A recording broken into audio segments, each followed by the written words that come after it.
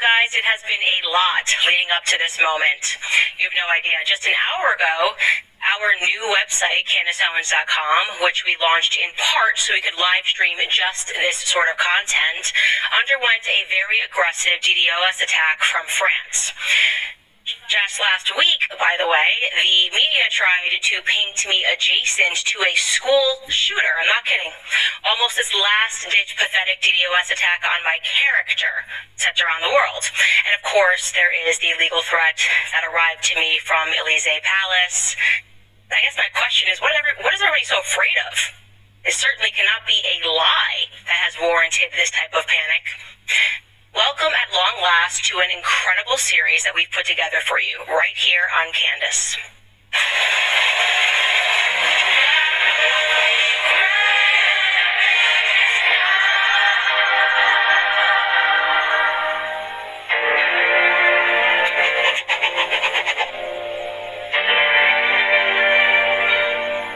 So this episode really is meant to be just an introduction to introduce really the English-speaking world to what has been going on in France, because really, we have no idea. We have had no idea. So let's just start at a place that we can all agree on, okay?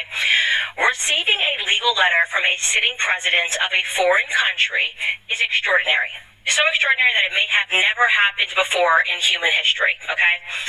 A year ago when I said that I would stake my entire professional career on the fact that Brigitte Macron, the current First Lady of France, was born a man, there were many people, of course, who did not believe me because that just sounds crazy.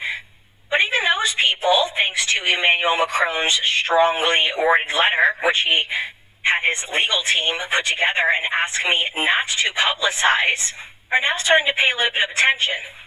Take this comment from popular Canadian YouTuber and lawyer who goes by Viva Frey. He wrote this under the episode regarding that letter. I was very skeptical at first that Brigitte was a man, but I've got to tell you, Macron's lawyers are really starting to convince me. Legally speaking, it was an implausibly stupid move what they did, okay? While refusing to just plainly state that Brigitte Macron, the current First Lady of France, was indeed born a woman, they used all sorts of tricky language to suggest that they could sue me for defamation over minor errors that I made in my reporting. Okay, essentially, they were not addressing the substance of the claim. Brigitte Macron was born a biological male, but instead attacking things like, you said in an earlier report that a picture from Brigitte's communion was recolorized. This is false. This reporting has caused Brigitte to have mental anguish. Okay. But as I said, their lawyers made a critical mistake because in order to prove defamation, you have to prove that somebody acted in reckless disregard for the truth, that they knew the truth and they made a decision not to publicize it. Instead, they wanted to just publicize lies, which is something that if you guys watch this show, you know that I do not do. I do not engage in it. Quite the opposite. So by sending me a legal letter, they unintentionally provided me with a direct line, a direct link to ask Brigitte Macron and Emmanuel Macron pointed questions. They can't pretend they didn't see our questions. Okay? The majority of the questions that we asked them were simply yes or no. Those are the answers that we needed, with the promise that we gave them that if she answered the questions, we would fully report on the facts. So I want to show you some of these very simple 21 questions that we asked Brigitte Macron so that we could use our platform to put an end to her mental anguish, okay? We asked, is the little girl pictured in the communion photograph, allegedly from 1963, the Brigitte Macron that is currently married to President Macron? Did Brigitte Macron ever use the name Veronique? Can you account for all of the children from the Amiens family photograph and their current whereabouts? Did Brigitte Macron physically give birth to 3 children? These are easy questions, guys. Is Brigitte Macron the same person pictured in the Owens wedding photograph? Did Brigitte Macron ever have a relationship with Veronique Drew? would you please provide photographs of Brigitte Macron in the 1970s? Would you please provide school photographs of Jean-Michel Trudeau, a person they purport is her brother, and Brigitte Trudeau, preferably together? When did Brigitte Macron first meet President Macron, and under what circumstances? What were their respective ages when they met? Did the Macrons have an intimate physical relationship before President Macron turned 18? And if so, at what age did the relationship begin? Have your clients attempted to correct the French version of Wikipedia, which states that regarding Brigitte Macron, quote, the age difference of more than 24 years between the two lovers causes a scandal in the Trudeau family, especially since their relationship could fall under the scope of Article 22727 of the Penal Code, which establishes the offense of sexual assault on a minor. Have your clients initiated legal action against the International Pedophile and Child Emancipation Lobby, which cites Macron's relationship in its publication, Positive Memories, on a list of, quote, positive, loving relationships with children? Like I said, these are pretty simple questions. If you are a person and you are going through mental anguish because people are talking about you being born a biological male, wouldn't you race to answer those questions? Yeah.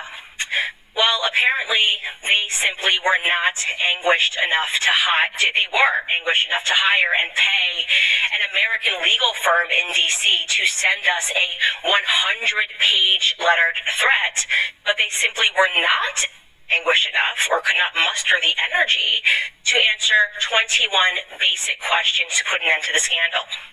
We received no response from them because we knew that we would not receive a response for them because, well, they're lying. They are, in fact, lying to the public about Brigitte Macron's past identity. And a court case would have given us the opportunity to prove it via subpoena power. America is not France. And the state of Tennessee sure as hell is in Paris. So let me tell you why this story matters worldwide, okay? Because this is not just something that impacts Europe. It has international implications. For example, the unprecedented raid on Donald Trump's residence at Mar-a-Lago over documents that he had taken from the White House. You guys remember that, right? Check out this headline that was in The Guardian. Trump boasted that he had intelligence on Macron's sex life. Inventory of what was seized at Mar-a-Lago caused a transatlantic freakout between Paris and Washington. I'm sorry, what? What could he have stumbled upon about Emmanuel Macron's sex life that would have caused a transatlantic panic? Here's a Rolling Stone headline to the same effect. It reads, Trump bragged that he had, quote-unquote, intelligence on Macron's sex life. The FBI seized a document with info on the French president during the Mar-a-Lago raid that has officials in both countries hunting for answers. Oh, okay. Why would you be stressed as a president? What were your tastes? And here's an excerpt from that Rolling Stone article because this really is incredible. Most people don't remember this, okay? It reads, then, of course, the mere revelation of its existence triggered a transatlantic freakout, according to two other sources familiar with the situation and Trump's prior talk about the Macrons' allegedly naughty ways that, quote, not very many people know, only intensified those concerns.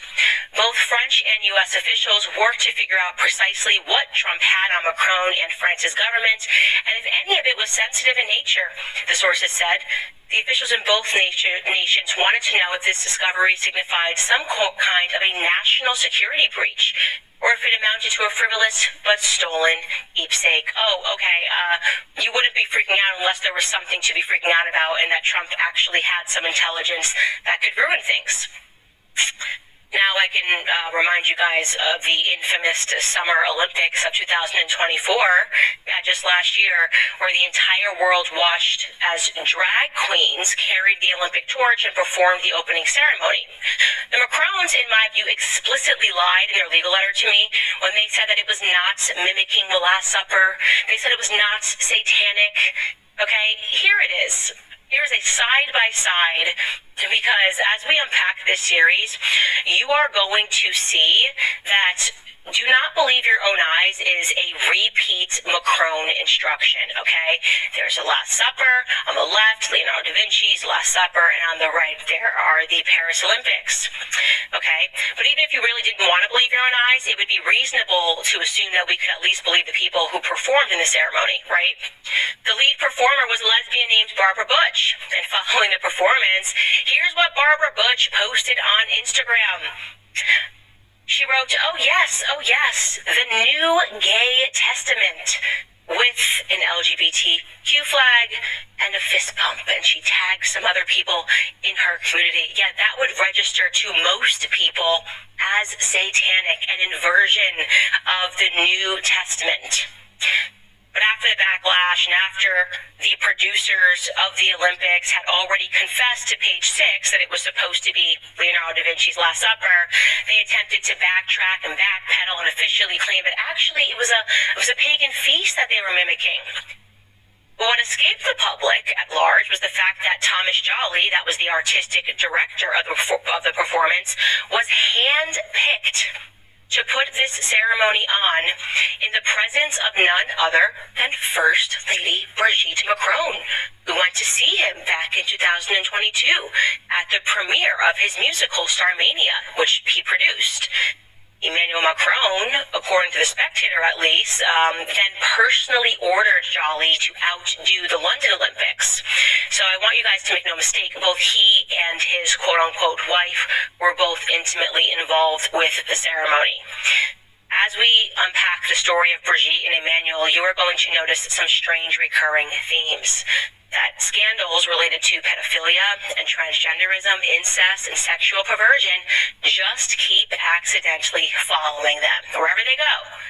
Parking aside the fact that even if you believed that Brigitte Macron was a woman, and I'm telling you she isn't, and you won't believe that by the time that we're done with this series, you would have to accept that her love story with Emmanuel Macron is completely unpalatable, okay? It begins when she was a 39-year-old drama teacher at La Providence School, and she saw a 14-year-old boy, Emmanuel Macron, perform in a play, and that was it. That just completely swept her off her feet. Okay, apparently a love story for the ages. By the way, that was one of many first red flags for me. A 14-year-old boy and a 39-year-old woman? I'm sorry, this is not a thing, okay? I'm 35. Do you know what a 14-year-old boy looks like? Boys don't even complete puberty until they're about 16 years old. There's nothing manly, nothing attractive. They look like children, is what they look like. They look like children. Boys mature at a slower pace than girls mature. Even when you hear the stories of a woman, they call her a cougar, they don't go after 14-year-old boys. They like a young Brad Pitt from Troy looking guy in his early 20s, okay? Not a 14-year-old boy. So that registered to me as remarkably strange. I don't know, truly, I can't even think of a cultural example of a woman who was in her mid-30s, about to turn 40, that found a 14-year-old boy attractive. You guys can help me find one, okay? The former Minister of Culture was Roselyne Bachelot. She openly admitted that Brigitte Macron adversed her modern designs in January of 2021. That's a theme. Brigitte likes freaky art. That's just what she's into. Just like when they moved into the Élysée Palace, she got right to work redesigning things that had meaning to her. Art has meaning. Just one example, she handpicked a carpet from an artist known as Claude Levesque, okay? This is a photo we're showing you right now of that hand-picked carpet. She really wanted to get involved, and that piece was known as Black Sun, okay? Regarding Claude Levesque, people started pointing out that there were a lot of pedophile undertones in his work. A work of a man that, through various commissions, had sort of become this quasi-official artist of the French Republic. Le Monde, and just so you know, Le Monde, you're going to hear me speaking about that a lot, that is the French equivalent to the New York Times. This is what they wrote about Claude Levesque's lifestyle. Quote, Claude Levesque refers to the teenagers around him as his godchildren, nephews, assistants, and even sons. these cuddly toys and teddy bears that he carries around the world, that he takes out for meals, and that he displays in every nook and cranny of his two homes were, according to the artist in his interviews, quote, given to him by friends, memories that were too intimate to talk about. His obsession with the world of childhood is seen as an quote-unquote artistic sublimation, the fantasy of someone who is far more at ease with children than with the world of adults.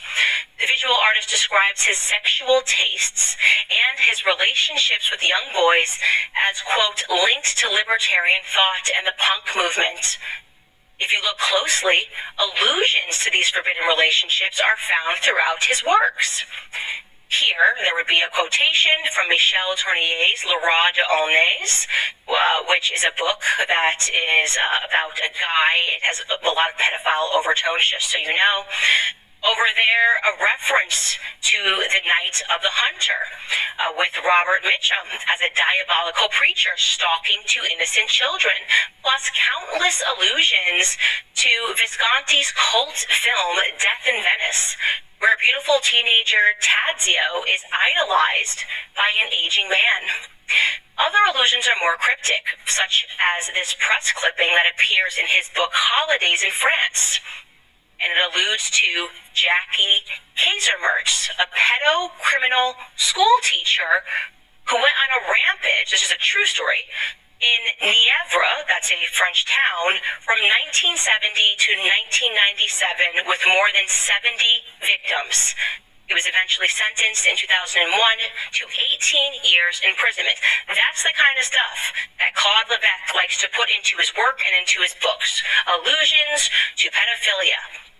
So, you guys are going to be a little bit shocked right now to learn that Brigitte Macron eventually had to remove his carpet from the office. You see, there's a picture of Macron sitting on top of his carpet, and they had to remove it in 2021 because the attraction to his artwork became a little bit embarrassing when multiple legal procedures began against Claude Levesque for statutory rape. That came to light in 2021. And ironically, in 2023, the artist, Claude Levesque, was indicted for the rape of minors when two brothers from that little town in Nièvre said that they were sexually assaulted when they were teenagers from him. But no doubt, guys, that's just another oopsie. It's probably just an oopsie from Brigitte and Emmanuel Macron, who knew that the artist who kept putting pedophilic stuff in his artwork was actually going to be charged for the rape of a minor, right? That's crazy. I should mention to you now, by the way, that Emmanuel Macron, who was at first inaugurated in May of 2017, had his presidential portrait done. Okay, that's it. And chose an interesting book to include in the background. A book by an author known as André Gide, a self-admitted pederast. Okay? Now, a pederast, if you are not familiar with that term, according to Merriam-Webster, is a man who engages in sexual activity with a young boy. Okay? If you're wondering, how does that differ from pedophilia? The answer is that pederasts are adult men, specifically, who are into only little boys specifically. So it doesn't include girls. Pedophiles can be into either, as long as they are minors. So André Gide was a self-admitted pederast. He was into little boys. Which book did Emmanuel Macron select for his portrait? A book from André Gide entitled The Fruits of the Earth, in English, okay? In French, it's Les Nourritures Terrestres. Forgive my terrible pronunciation there. So that's him. That's the book that he chose. If you're wondering what it's about, the book is about how you should flee your family, how you should flee rules. Gide's work was autobiographical in content, all right? He was inspiring a younger generation of boys to flee tradition because he did that. He felt that he did that when, as an adult, he went to Algeria, which was then a French colony, to have sexual experiences with Muslim boys. So in 1895, before, when he was 24 or 25, he traveled to North Africa. He met up with Oscar Wilde and Oscar Wilde's homosexual lover, Lord Alfred Davis. These are elites. Just to be clear, we're talking about elites. And then he came back to his country of France, and he felt that he had gone through a sexual awakening. He accepted his homosexuality, and he embraced his proclivities, saying no to the stifling conventions that told him that no, you shouldn't have and be attracted to little boys. Okay. Now, I'm actually familiar with Andre Gide because I was forced to read his book, The Immoralist, at university. And yes, it is about traveling to Algeria, and which obviously is autobiographical in content. He admitted that he did this, traveling to Algeria, and it is about having sex with Muslim little boys. That's what the book was about, okay? Now, in case you're thinking rationally, let's play both sides of this thing, right? Maybe Emmanuel Macron didn't know that the book was there. Maybe it was just some dumb assistant who grabbed it. Who knows what would be in their, like, Oval Office. But maybe it was just some assistant who grabbed it and put it there. Nope. You'd be wrong if you're thinking that, so stop thinking that, okay? Emmanuel Macron has never hidden his affection for Andre Gide. He has spoken about it multiple times, okay? He even once gave an interview to a literary critic, Jerome Garcin, and Macron said this. He said, and I quote, "Gide shows me the path that leads from the cerebral to overflowing sensuality." Okay. Now, you see, there was just one journalist that I could find that had the courage to aggressively call out the book choice of the president in his portrait, and that journalist's name is Helene Devic, okay? Here's what she said. I'm going to pull up her quotation here. She said, "Andre Gide? To say what? Clumsiness and error are inconceivable in a setting crafted to remain in the historic iconography of the country. Inevitably, someone in the presidential entourage, if not the head of state himself, has read Andre Gide's autobiography, C'est le Grand Nemours, where he tells the story of little Muhammad. He wrote, quote, how handsome he was, half naked under his rags, black and slender as a demon. The writer admires, quote, the slenderness of this child's body, the gracefulness of his bare legs peeking out from under his baggy pants. He describes how he sodomizes the child to his own exhaustion. 2 years later, he watches his friend Daniel sodomizing Muhammad, now a teenager. What message did the young and dashing president of the French Republic send with this photo posted on the walls now of school town halls? What should we understand? That pedocriminals can rest easy? Fantastic questions, Helene. What should we understand from the fact that Andre Gide is still taught, by the way, in American classrooms, and that he was awarded a post-mortem Nobel Prize in Literature? I guess we should just understand, oopsie, right? Oopsie again for the Macron couple. This just keeps happening. Then there is the case of Olivier Duhamel, who is a former French member of the European Parliament, unbelievable power broker, tippity top, doesn't get much higher than this. He's at the tippity top of French circle of elitists and one of the first to get behind Emmanuel Macron. When you read stories about him, he's like so powerful that at these elite clubs where you're required to wear a tie, he's the guy that can walk inside and doesn't have to pay attention to the dress code, okay? So he got behind Emmanuel Macron right away, attended several campaign meetings, and would be passing notes to Macron. And when Macron qualified for the second round of the presidential election, he celebrated next to Macron at a restaurant called La Rotonde. And after Emmanuel Macron won, he used his magazine, which is called Pouvoirs, to compare Emmanuel Macron to General Charles de Gaulle. So again, this magazine is owned by Olivier Duhamel. He was just doing the press and the propaganda on how amazing Emmanuel Macron was, defending him against any media critics. Olivier Duhamel would also boast openly about his meetings at the Élysée Palace, and it was also reported in Paris Match that he gave Emmanuel Macron advice on how to navigate public scandals, particularly one which involved Macron's deputy chief of staff, a guy named Alexander Benalla, in the summer of 2018. Duhamel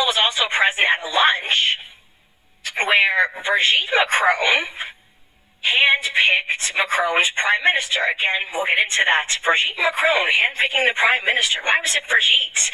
Which led the public to asking questions about what Brigitte and Duhamel had in common, how they knew each other.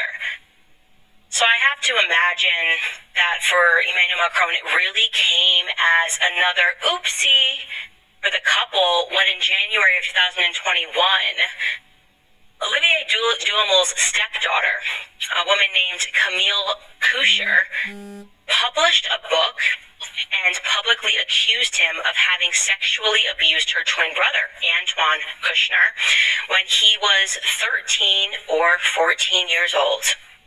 Le Monde, again, that's the equivalent to the French New York Times, were the ones who broke the story.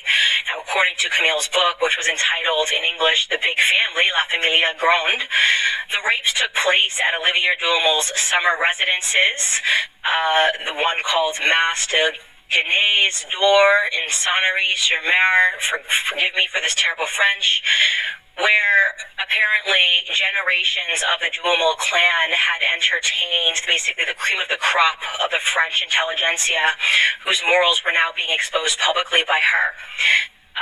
One of the publications, Le Nouvel Obs, another publication, France, wrote, quote, "In the evenings, kids sometimes have to act out sex scenes in front of their parents." This is what was taking place at Duhamel's residences.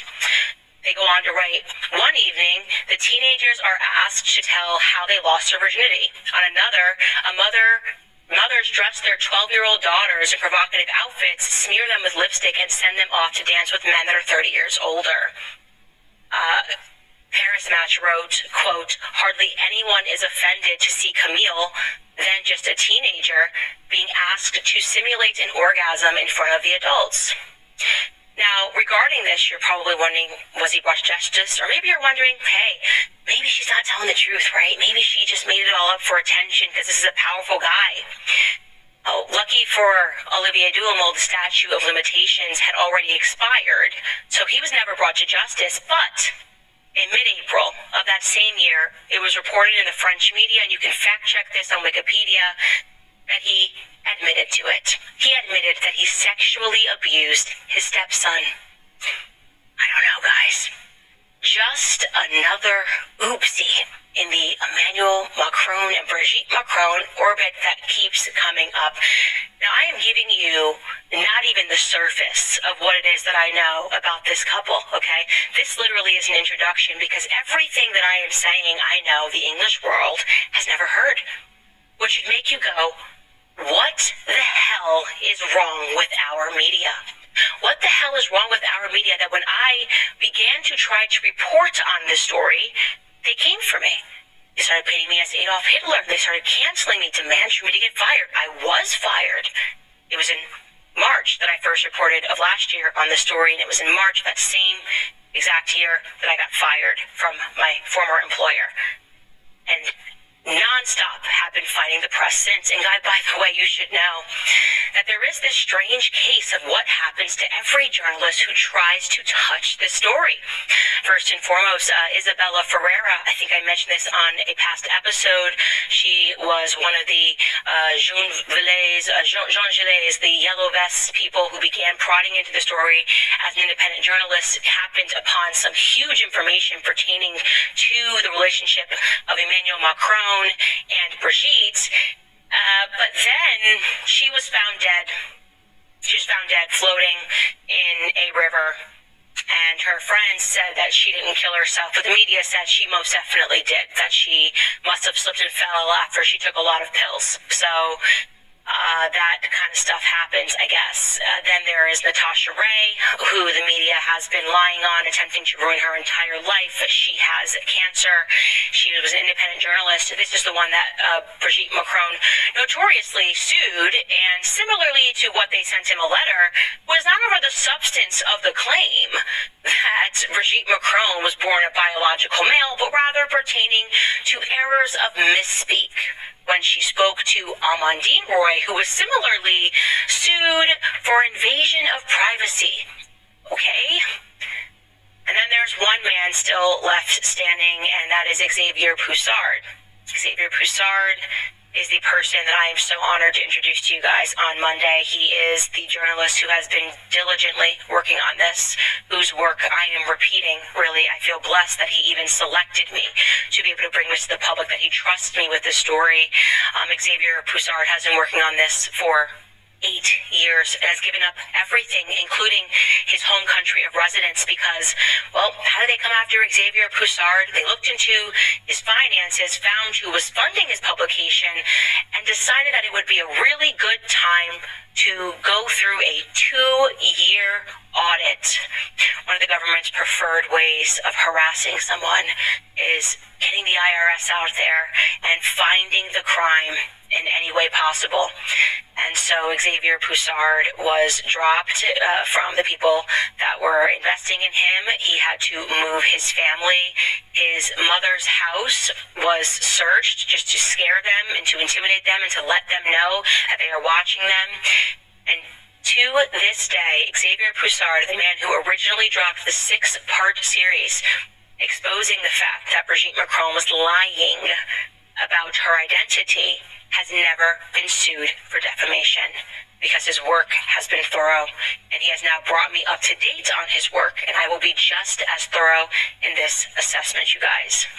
Everyone is paying a consequence, and the purpose of them having sent me a letter was certainly not because they thought that I was suddenly going to drop this story, but maybe because they were trying to intimidate me to think that they would do those things, that they would come for me and they would come for defamation, because they are a part of an older world where these insidious people had the sort of power to really traumatize, to go after, and to destroy people that hit at their real power.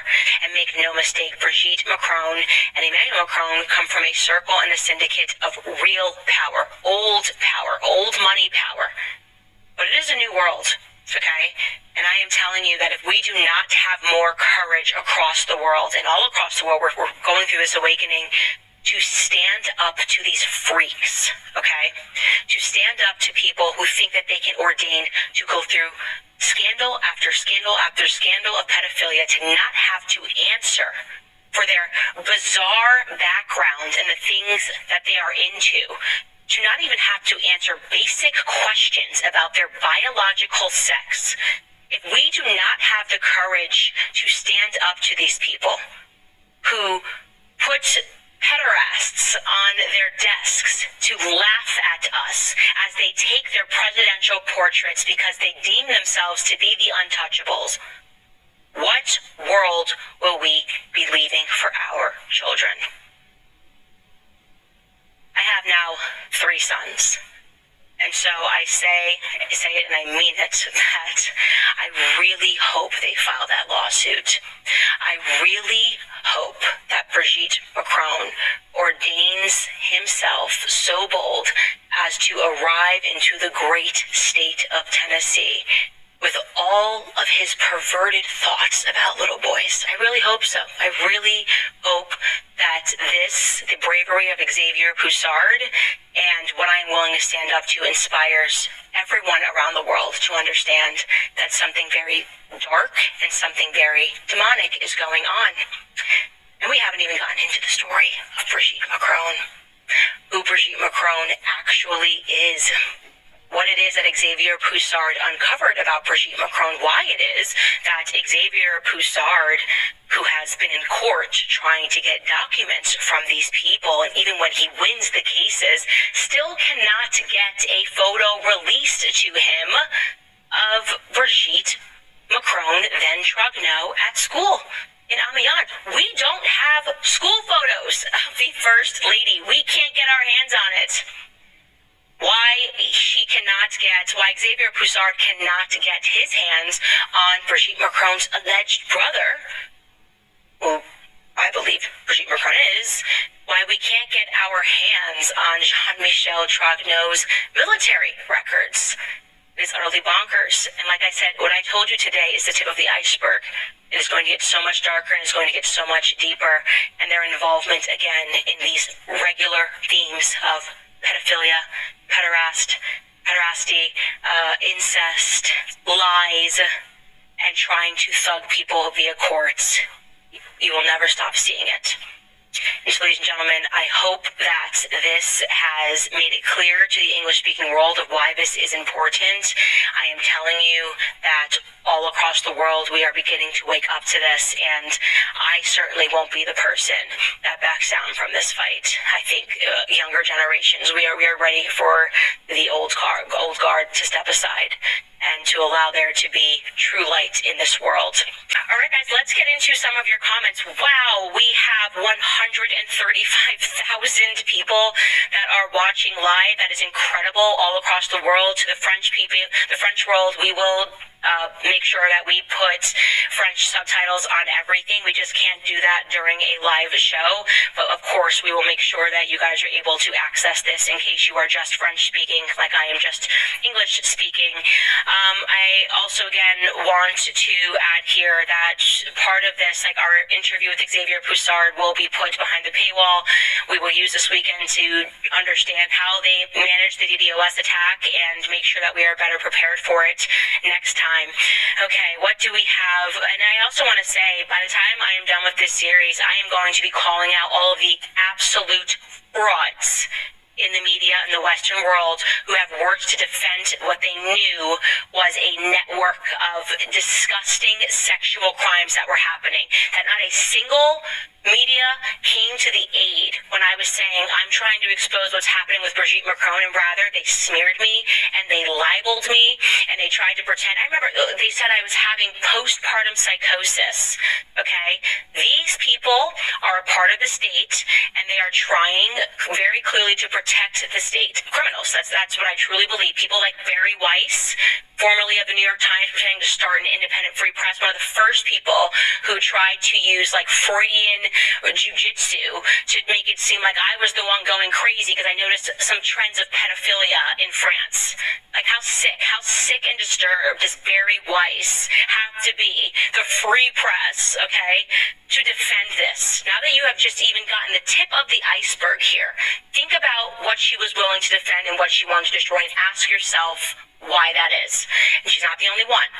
We're coming for all of them. By the time we are done with this series, there will be no more frauds left in media that you guys will not recognize and ignore. Sorry, it's a little bit of a rant, but I got pretty fired up there thinking about how disturbing it is that we can't even agree on protecting children.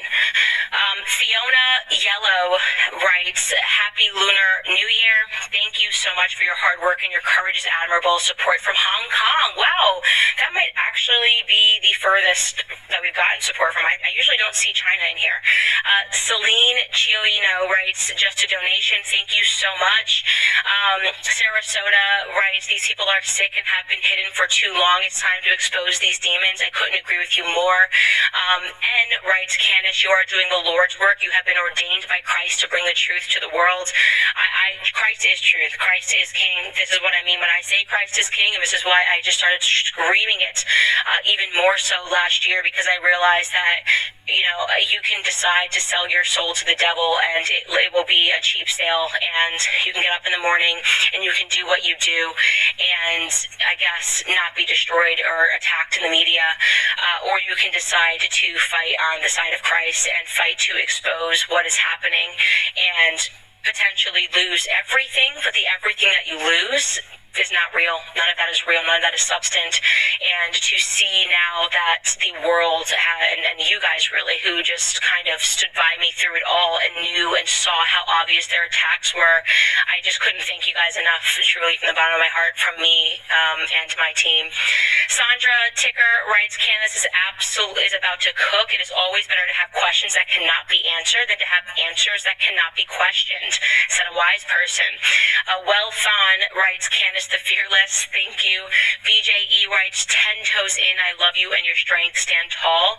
Halcyon writes, I almost missed the live, for shame on me. Way to go, Lady C, we love you. Brian Schwartz writes, your show, Candace, is dramatically improving in leaps and bounds. Thank you so much.